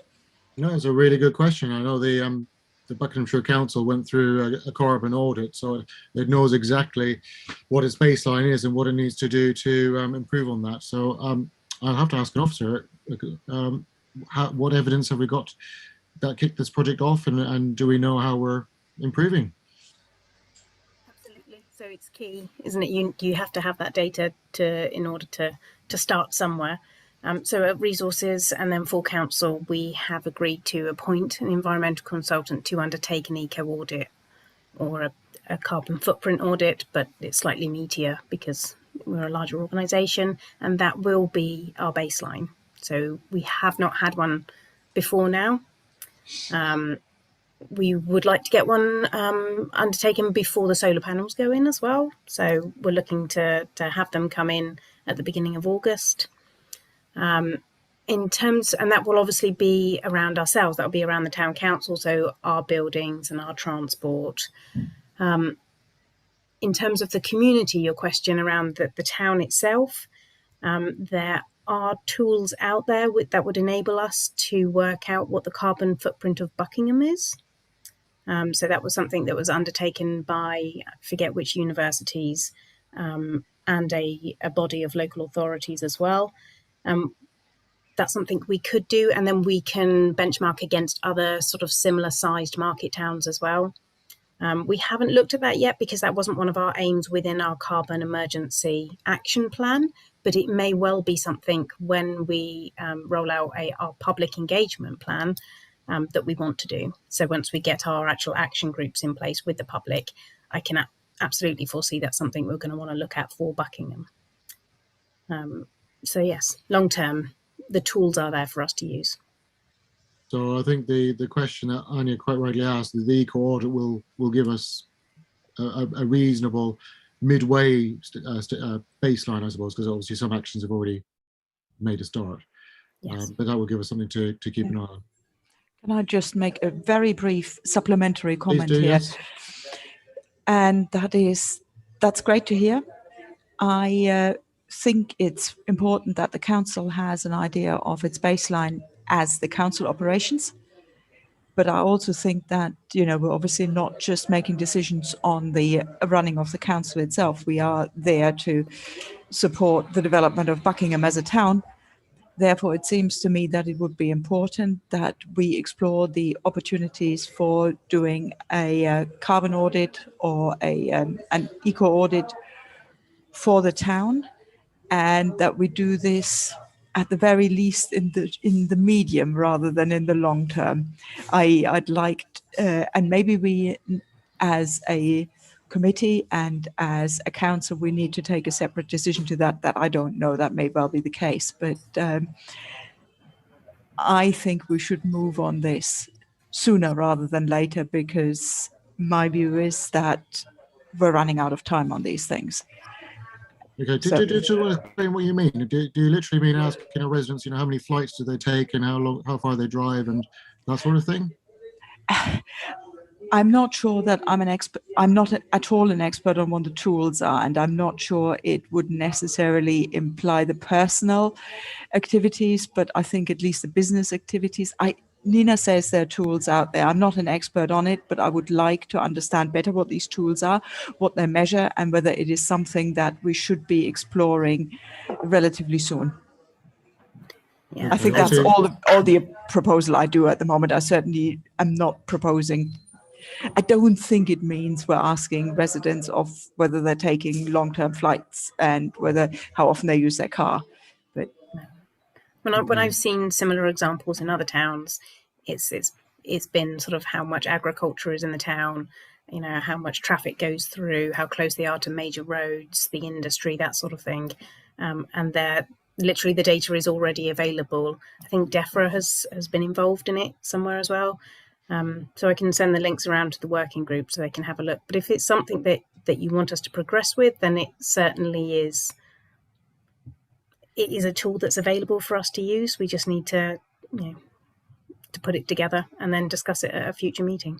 Okay. I'm conscious that we've got a lot of things we want to deliver during the year, and I know that they cost the Buckinghamshire Council quite a significant amount of money to do a carbon audit of its own activities. I'm slightly nervous that the town council isn't really the right organisation to be doing a widespread audit of carbon on the budgets that we have available to us. But we've got a very small budget in reality. Paul, did you want to just come in on Anya's question? Yeah, just briefly, we can certainly put an item on the agenda and have a look at what the options might be and what costs might look like, so at least members can take a more informed decision on where we go next, especially once the eco audit comes back, which will be in the autumn. So very happy to do that and bring a report with a bit more detail on it. And also it'd be interesting to stay in touch with what Buckinghamshire Council are doing. I know they've appointed a new principal climate emergency officer, or they're in that process. So it might be helpful to stay linked in with what Buckinghamshire Council's approach is, because obviously if they're doing anything which might be related, it'd be helpful to know that. And if they're not, it'd be helpful to know why they're not and have that some real clarity around who does what. Yeah, I'd certainly recommend to committee members that haven't read them yet to read the Buckinghamshire Council strategy. It is quite a detailed plan on public activity and its carbon impact. So definitely would recommend that. Right, I've lost track of where we are. I've got John and Fran. Is that a new hand or an old hand? John, do you want to kick off, and I'll let Fran decide if she's got a question after. Yeah, okay. I'm wondering if there are any questions in the census that we'd be able to kind of extract, because they would have been zeroed down into the ED, districts, whatever, for the town. Because we're soon going to be getting an update on the population of the town, but there may be some questions in there. I've long thought it would be quite interesting to do an audit on how many roofs have solar panels on in the town, and that could be, because I think what you're suggesting, Anya, would take a lot of resources to measure that degree of detail, but maybe there are, I don't know, 3 or 4 indicators of whether Buckingham is moving in the right direction or not. And, one would be, how many solar panels are there on the roofs of the residents of the town? I'm not sure how we'd go about doing that other than walk up and down and count them. I guess that could be done, but it would take quite a while to do. And whether any other indicators, whether we can, the indicator as the number of electrical charging points, number of electrical cars registered in the town. That data might be available from the DVLA. I don't know. I think it's worth exploring whether we can measure progress, which I think is what Anya is saying, to see whether we're making a difference. Because if we don't measure it, it doesn't count. And if it doesn't count, it doesn't really count. And I think, therefore, we can find some indicators. So what I would propose again, because we have some excellent team of officers, is to ask the officers to go away and do better thinking about this and think about, are there some indicators that we could be reporting on that would show whether we're having some sort of impact as a very small town council. Maybe Nauka's done some work on this, perhaps. Maybe the LGA has. Just bring in various sources. I'm happy to be involved in that discussion if you want me to be there. I'm sure Anya would be too. But just to think of it creatively about how we might go about measuring progress. Okay, I'm just really nervous about adding yet more tasks to our officers when we've got a load of projects to deliver this year already. I'll do some research on that. I'll take that away and I'll come back with some thoughts. There's so much data out there because it's just a case of looking at it. What I suppose I'm trying to tease out is what outcomes are we trying to gain from that data? If we knew how many solar panels were on roofs in Buckingham, what would we do with that data? Well, it would be useful if we knew that at the moment, I don't know, 10% of households have solar panels, and then next year we do it again, we find it's 12%. We say, great. Maybe, but that's a very expensive great to give the population of Buckingham. I suppose, well, if there's some way difference does it actually? What outcome could we deliver with that? But if there's some way which we can do it elegantly, Warren, that's all I'm saying. I'm not saying we commit a lot of resources to this, but there might be, the information might already be out there, and we just need to find it. I get that. What I'm just trying to tease out is what would we change, or what would we do with the information that there are a few more solar panels from one year to the next? We could take that as evidence that the town is going in the right direction. And I think that's what, because I think our role, my view is our role in doing all this work on the climate emergency is not just about doing what we can to reduce our carbon footprint. It's also us being as a leadership role to inspire the people of the town and the business of the town to do more as well. And therefore we can see whether some of that is happening. I mean, we can't claim all the credit, of course, but we can at least say what we've done appears to have made a difference in our locality. It's just a way of measuring. If we don't measure things, we don't know whether what we're doing is worth it at all. Okay, I suppose what I'm trying to get to is what you can measure anything you like, but what difference would it make to your thinking by measuring that and then reporting it? Because because it's an indicator I know in the business world you can end up with too much data, but actually, what do you actually want to deliver using that data? I don't know, but I'm happy to go away and do some thinking about this. I think that'd be wise, because if we don't know what we want the data for, I really wouldn't want to be tasking the officers with yet more data collection. I'll do some thinking about it and bring it back. That would be useful, I think. Robin, you've been patiently waiting. Do you want to come in? Yeah, I was just trying to be helpful. Firstly, can I thank Nina for giving a very good response to the question? I think that was an excellent response. What we need to do is actually look at what the town council actually agreed in its work time frame, and whether we now go further than that, because that's an additional request. From my recollection, the town council agreed to climate emergency, and it agreed that the town council would have a action plan.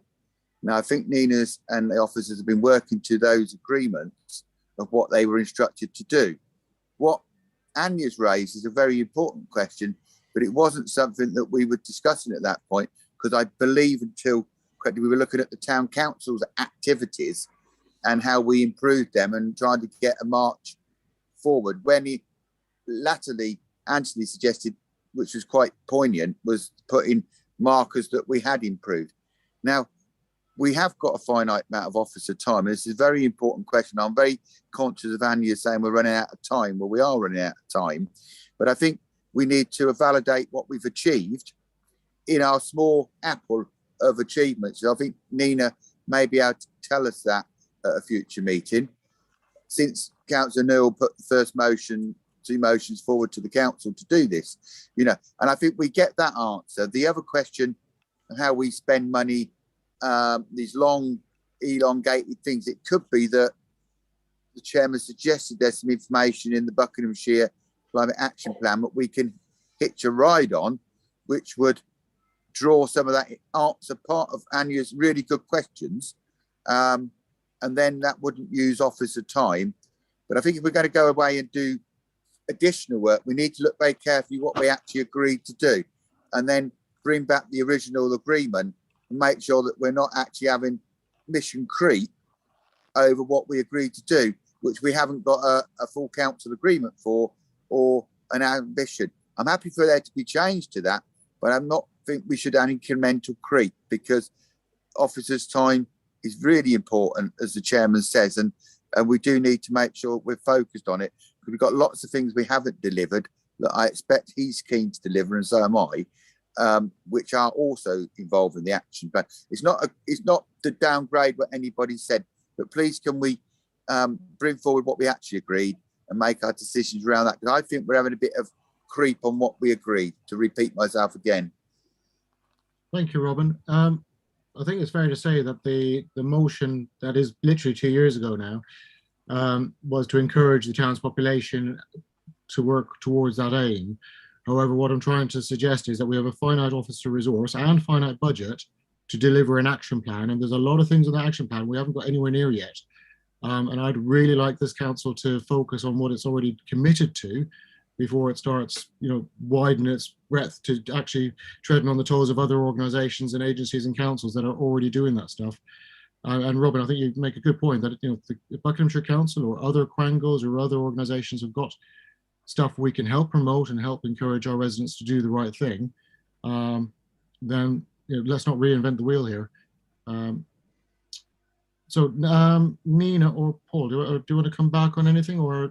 Because I am conscious that there are a number of actions that we can't do until we've had the eco audit. So that will presumably come back to the October meeting. Yeah, and then we'll bring a report there with suggestions for other options, depending on further discussions and what else we find out between now and then. Okay. If the committee is happy with that, I'd like to leave the debate in abeyance, as it were, until we've had the eco audit. And then we've got a bit more detail to work around. Because I think if we can't get it right ourselves, then we can't be pontificating to the rest of Buckingham before we've actually done our own action plan. So that would be my personal view on this. And I think the eco audit should hopefully highlight, where we have made a start, and if there's things we need to escalate or expedite to get cracking towards the deadline the town council previously set itself. But I am conscious, just on Saturday, there were generators burning away fossil fuel. I'm not quite sure why that was happening when we've declared a climate emergency. So we need to make sure the whole town council is joined up in its ambitions before we start broadening the net wider, I think. So we'll come back to this in October with the eco audit. Does that sound okay? And also the point that Anthony made at the start of this discussion, which was looking at how we can better promote and recognize the stuff we've already done and will be doing. Does that sound okay to everyone? Yeah, good stuff. Okay, good debate. Conscious we've only got a few minutes left, and Margaret was very handily. Oh, she jumped out again. I know she's got some connection issues tonight. Yeah, she sent a message apologising her connection's just not up to it tonight. That's unfortunate. She did attend a meeting with 2 other parishes last week, wasn't it? Paul or Nina, do you have I don't have her paper to hand. Yeah, just give me a second. Maybe just verbally update her bullet points, I think would be helpful.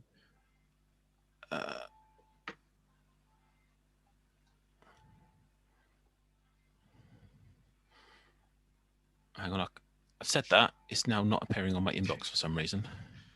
So if I lose my agenda on my screen, I'm going to be totally lost. I daren't lose it.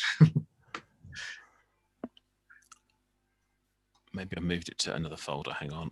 So while the town clerk is looking for that, Margaret attended a informal conversation with, I think it was Haddenham and was it Ivor, or one of the southern parishes that have going through a similar climate program to us. And they were just exchanging views and ideas and stuff. So Margaret was going to give us an update, but obviously with her connection problems, she can't do that in person. So hopefully Paul will be able to find her bullet points just to give you a flavour of the topics they covered.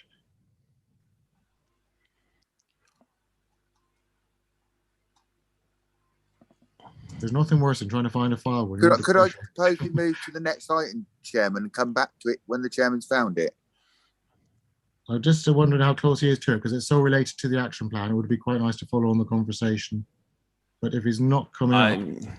No, I might need another couple of minutes yet. Okay, thank you, Robin. We'll move on then and come back to that as and when we find that. Right, so we've got the notes from the Buckingham Community Wildlife project from the 15th of February in Appendix E. John? Yeah, I thought this was really, really good. And I just think this is some excellent work going on in the town. And I'm not sure that we or they make the biggest noise about this. And I guess I just wondered whether it was worth, with their agreement, constructing a press release. Just say all this wonderful activities going on in the town to support, eco-diversity and so on. It's just something to be praised and paraded and let people know. And if they want to get more involved, more volunteers, here's the places to go to.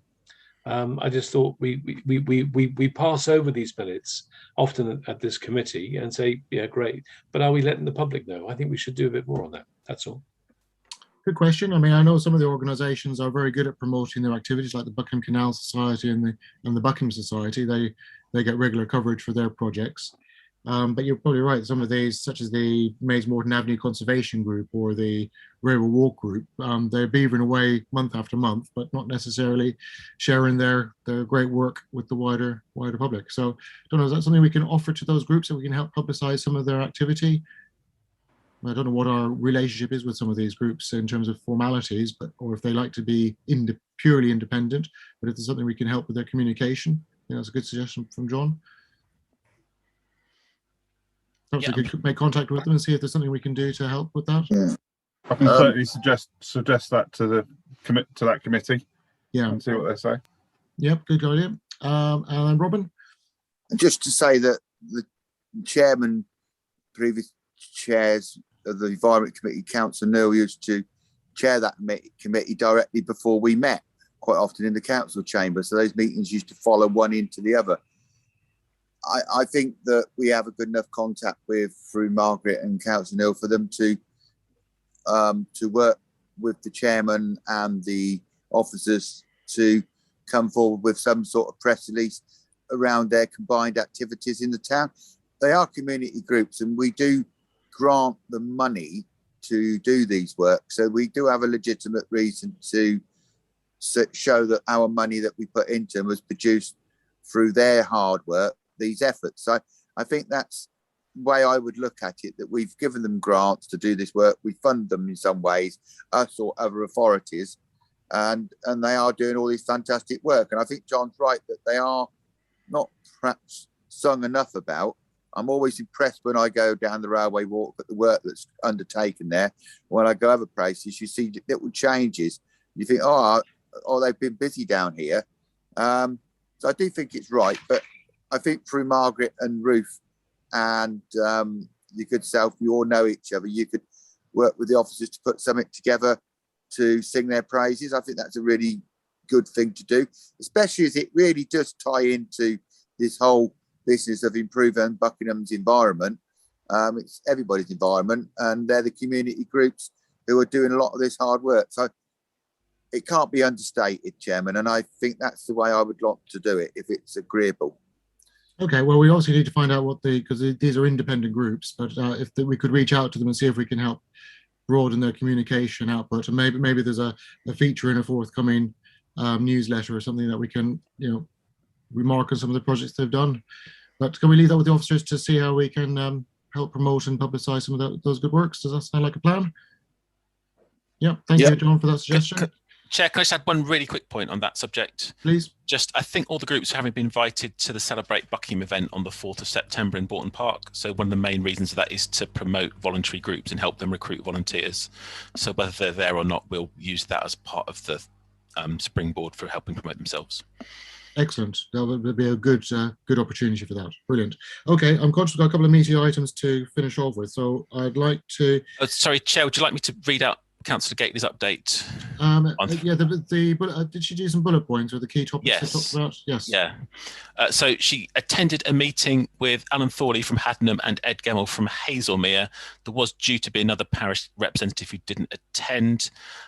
They agreed to see what else they could do to encourage other towns and parishes to declare and set 2030 targets.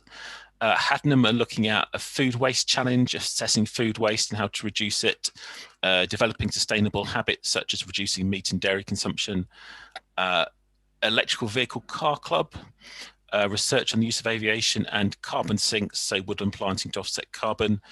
Hazelmere looking at ideas including wildflower meadow pollinators, solar panels, heat pumps, promoting green energy suppliers, advanced recycling. I'm not sure what that is.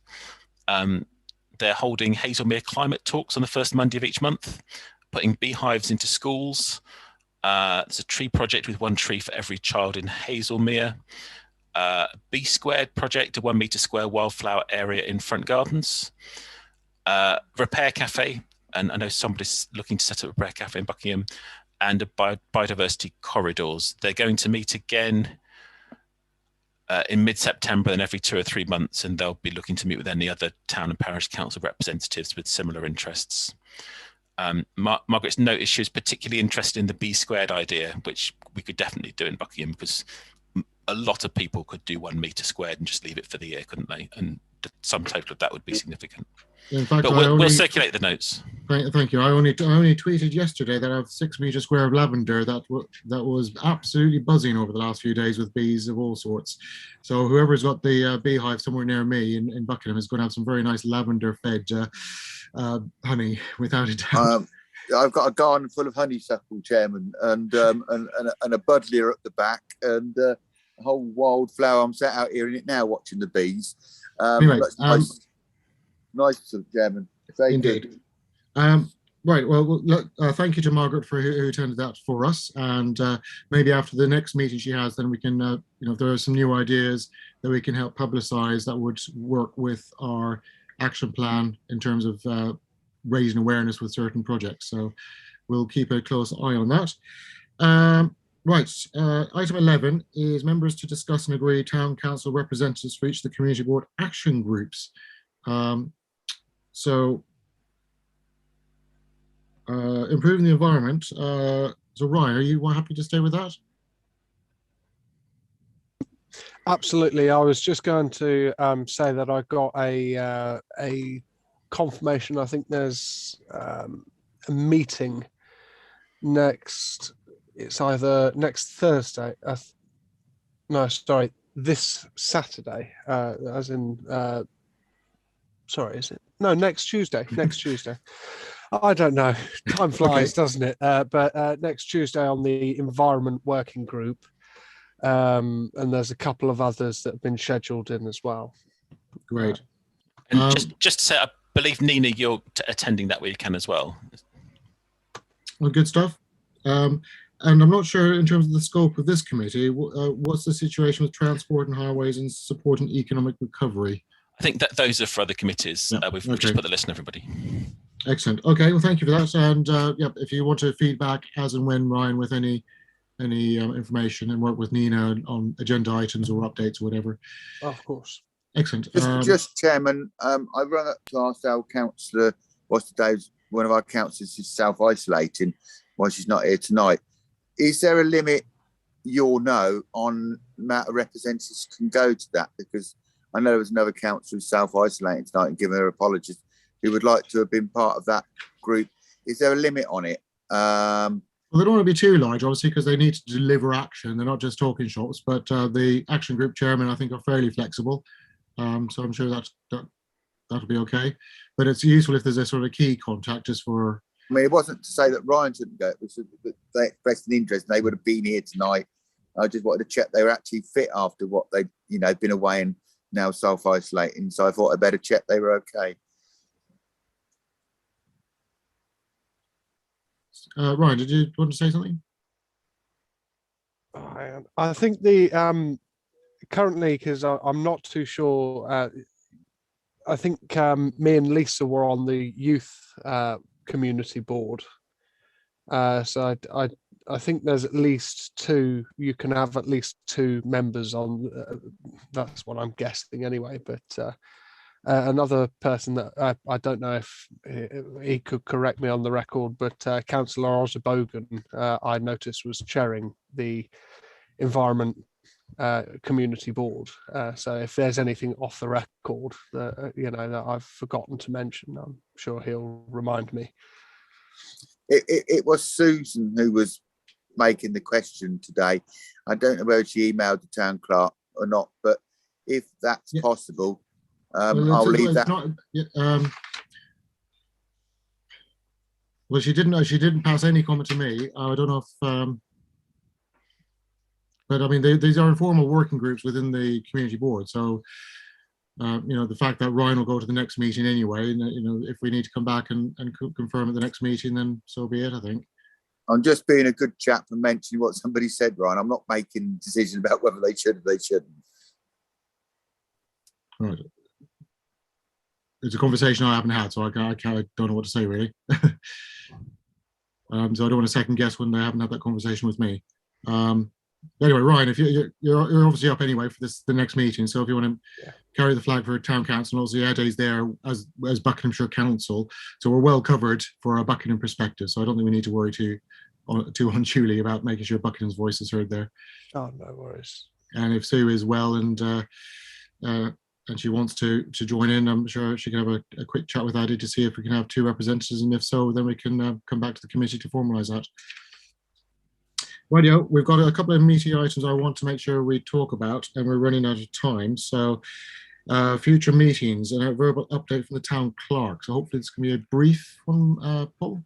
Yes, just to remind members that the next meeting of the committee will be held in the chamber in person, and it will be held as a committee unless something else happens between now and then. We'll continue to monitor things between now and September. We don't really know where we'll be, do we? So, and the decision full council made was pending further development, so we'll keep members updated. But as of now, that's the plan. But obviously, we won't make any firm decisions until nearer the time. Yeah, so obviously the next meeting is in October, so there's a fair bit of time to pass before that happens. John? Yeah, I just was wondering whether when we start meeting again face to face, whether we should be requesting, I know we can't require, but requesting that people do a lateral flow test on that day to confirm that they are not positive, as it were. Well, we'll do an assessment for all committees nearer the time and send that round. That's certainly an option, although they might not be available freely by then. We'll have to wait and see what the options are, but we'll certainly do something. I suspect that'll be something for resources to debate anyway, rather than the Environment Committee. Okay, so that moves us on to 13 news releases. Lots of things in train. I do wonder, actually, given the bins have now been installed, do we want to do something about the bins? Yeah, basically, yeah. Why not? We've done something. That's how people have done it. Yeah, absolutely. So that's something we've physically done this since the last meeting. So let's shout out about that. And then I'd say the next meeting we probably can talk about the eco audit and whatever that says, I think. Nina, can I leave that with you? And yeah, thank you. Chair's announcements. I've got nothing to add because Margaret and via Paul have mentioned her meeting. So the next meeting, as we just discussed, 18th of October 2021. So that's the end of the public meeting, and then I need